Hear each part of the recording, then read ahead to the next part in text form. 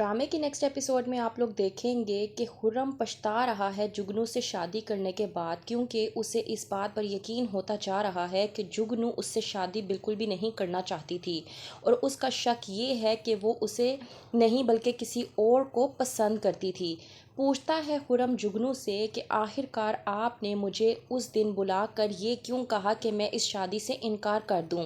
آخرکار کون ہے اس انکار کے پیچھے؟ اس بات پر جگنو خرم سے کہتی ہے کہ ایسی کوئی بات نہیں ہے، میں نے تب بھی آپ سے کہا تھا کہ ایسا کچھ نہیں ہے، بس میں شادی نہیں کرنا چاہتی، اور اب بھی میں آپ کو یہی کہوں گی۔ یہ کہہ کر جگنو آنکھیں چرا لیتی ہے خرم سے۔ خرم کو یقین آ جاتا ہے کہ کوئی نہ کوئی بات تو ہے۔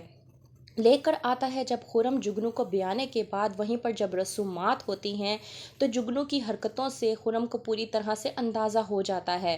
پہلے تو وہ خرم سے اپنا ہاتھ جھٹک کر چھڑواتی ہے، اس کے بعد دوسری رسم میں وہ بے ہوشی کا ناٹک کرتی ہے۔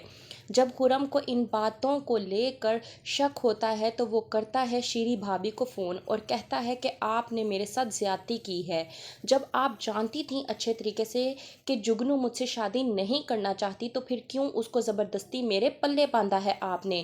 یہ آپ نے بالکل بھی ٹھیک نہیں کیا۔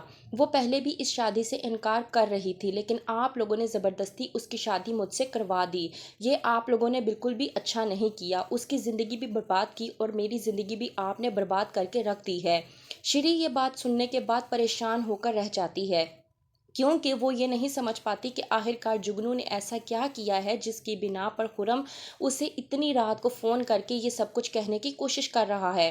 شیری سوچتی ہے کہ صبح ہونے کے بعد وہ جگنو کے پاس جائے گی اور اسے سمجھانے کی کوشش کرے گی، کیونکہ شیری بہت اچھے طریقے سے جانتی ہے کہ جگنو حمزہ سے بے پناہ محبت کرتی تھی، اور وہ یہ بھی بہت اچھے طریقے سے جانتی ہے کہ وہ حمزہ کو اب بھی اپنے دل سے نکال نہیں پائی۔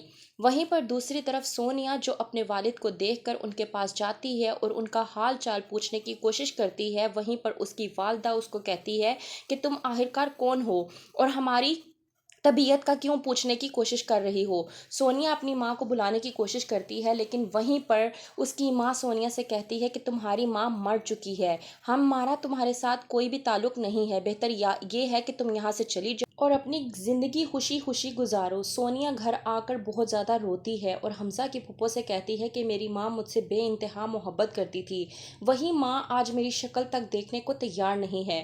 حمزہ کی پھپھو حمزہ سے پوچھتی ہے کہ آخرکار ایسی کیا وجہ ہو گئی ہے جو یہ اتنا زیادہ رو رہی ہے؟ اس بات پر حمزہ اپنی پھپھو کو سمجھانے کی کوشش کرتا ہے اور کہتا ہے کہ اس نے میری محبت کی خاطر بہت بڑی قربانی دی ہے، اب مجھے اور آپ کو ہی، ہم دونوں کو مل کر ہی اس کو سنبھالنا ہے۔ تو کیا ہوگا آگے؟ کیا جگنو کی یہ شادی خرم کے ساتھ چل پائے گی اور کیا سونیا سنبھل پائے گی؟ کیا ہوگا آگے؟ مزید جاننے کے لیے دیکھتے رہیے ڈرامہ سیریل بے حد۔